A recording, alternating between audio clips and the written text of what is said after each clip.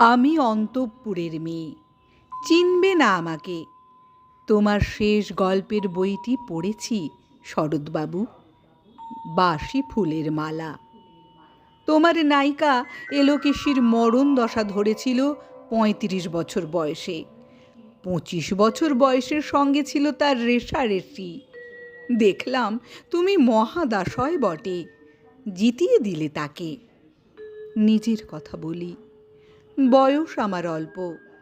একজনের মন ছুঁয়েছিল আমার এই কাঁচা বয়সের মায়া, তাই জেনে পুলক লাগতো আমার দেহে। ভুলে গিয়েছিলাম অত্যন্ত সাধারণ মেয়ে আমি। আমার মতো এমন আছে হাজার হাজার মেয়ে, অল্প বয়সের মন্ত্র তাদের যৌবনে। তোমাকে দোহাই দিই, একটি সাধারণ মেয়ের গল্প লেখো তুমি। বড় দুঃখ তারও স্বভাবের গভীরে অসাধারণ যদি কিছু তলিয়ে থাকে কোথাও, কেমন করে প্রমাণ করবে সে?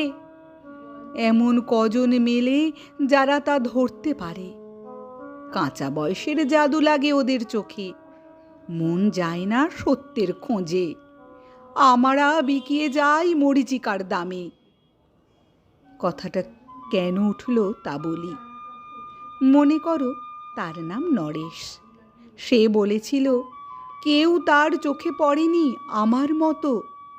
এত বড় কথাটা বিশ্বাস করব যে সাহস হয় না, না করব যে এমন জোর কই।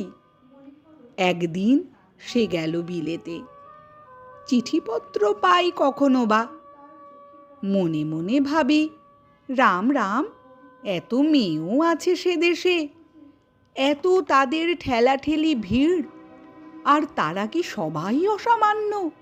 এত বুদ্ধি, এত উজ্জ্বলতা, আর তারা সবাই কি আবিষ্কার করেছে এক নরেশ সেনকে, স্বদেশে যার পরিচয় চাপা ছিল 10-এর মধ্যে। গ্যালোমেলের চিঠিতে লিখেছে লিজির সঙ্গে গিয়েছিল সমুদ্রে নাইতে। বালির পরে বসল পাশাপাশি, সামনে দুলছে নীল সমুদ্রের ঢেউ, আকাশে ছড়ানো নির্মল সূর্যালো। লিজি তাকে খুব আস্তে আস্তে বললে, এই সেদিন তুমি এসেছ, 2 দিন পরে যাবে চলে। ঝিনুকের 2টি খোলা, মাঝখানটুকু ভরা থাক একটি নিরেট অশ্রুবিন্দু দিয়ে, দুর্লভ, মূল্যহীন। কথা বলবার কি অসামান্য ভঙ্গি! সেই সঙ্গে নরেশ লিখেছে, কথাগুলি যদি বানানো হয় দোষ কি? কিন্তু চমৎকার। হিরে বসানো সোনার ফুল কি সত্য? তবুও কি সত্য নয়? বুঝতেই পারছো। একটা তুলনার সংকেত ওর চিঠিতে অদৃশ্য কাঁটার মতো আমার বুকের কাছে বিঁধিয়ে দিয়ে জানায়, আমি অত্যন্ত সাধারণ মেয়ে। মূল্যবানকে পুরো মূল্য চুকিয়ে দিই এমন ধন নেই আমার হাতে। ওগো, না হয় তাই হলো, না হয় ঋণী রইলেম চিরজীবন। পায়ে পড়ি তোমার, একটা গল্প লেখো তুমি শরৎবাবু, নিতান্ত সাধারণ মেয়ের গল্প। যে দুর্ভাগিনীকে দূরের থেকে পাল্লা দিতে হয় অন্তত 5-7 জন অসামান্যার সঙ্গে, অর্থাৎ সপ্তরথিনীর মার। বুঝে নিয়েছি আমার কপাল ভেঙেছে, হার হয়েছে আমার। কিন্তু তুমি যার কথা লিখবে তাকে জিতিয়ে দিও আমার হয়ে। পড়তে পড়তে বুক যেন ওঠে ফুলে, ফুল চন্দন পড়ুক তোমার কলমের মুখে। তার নাম দিও মালতী। ওই নামটা আমার, ধরা পড়বার ভয় নেই। এমন অনেক মালতী আছে বাংলাদেশে, তারা সবাই সামান্য মেয়ে। তারা কেউ ফরাসি জার্মান জানে না, কাঁদতে জানে। কি করে জিতিয়ে দেবে? উচ্চ তোমার মন, তোমার লেখনী মহীয়সী।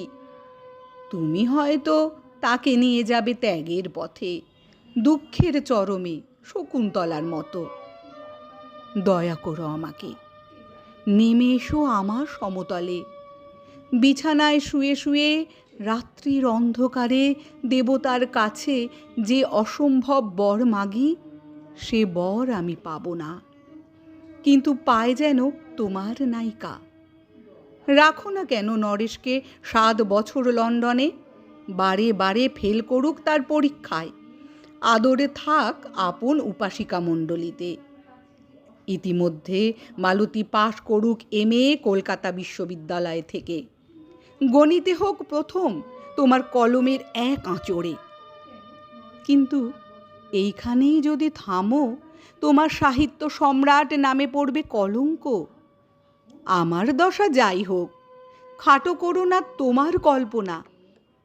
তুমি তো কৃপণ নও বিধাতার মতো, মেয়েটাকেও দাও পাঠিয়ে ইউরোপে।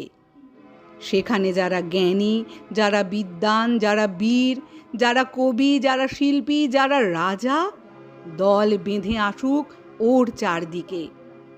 জ্যোতির্বিদদের মতো আবিষ্কার করুক ওকে, শুধু বিদুষী বলে নয়, নারী বলে।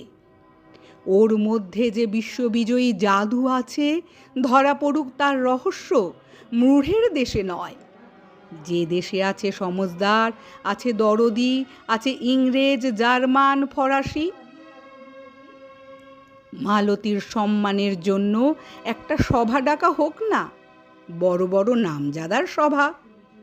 মনে করা যাক সেখানে বর্ষণ হচ্ছে মুষলধারে চাটুবাক্য, তার মাঝখান দিয়ে মালতী চলেছে অবহেলায়, ঢেউয়ের উপর দিয়ে যেন পালের নৌকা। চেয়ে দেখে ওরা করছে কানাকানি, সবাই বলছে ভারতবর্ষের সজল মেঘ আর উজ্জ্বল রৌদ্র মিলেছে ওর মোহিনী দৃষ্টিতে। এইখানে জনান্তীকে বলে রাখি, সৃষ্টিকর্তার প্রসাদ সত্যই আছে আমার চোখে, বলতে হলো নিজের মুখেই। এখনো কোনো ইউরোপীয় রসজ্ঞের সাক্ষাৎ ঘটেনি কপালে। নরেশ এসে দাঁড়াক সেই এক কোণে, আর তার সেই অসামান্য মেয়ের দল। আর তারপরে আমার নোটে শাকটি মুড়লো, স্বপ্ন আমার ফুরলো। হায় রে অসামান্য মেয়ে, হায় রে বিধাতার শক্তির অপব্যয়।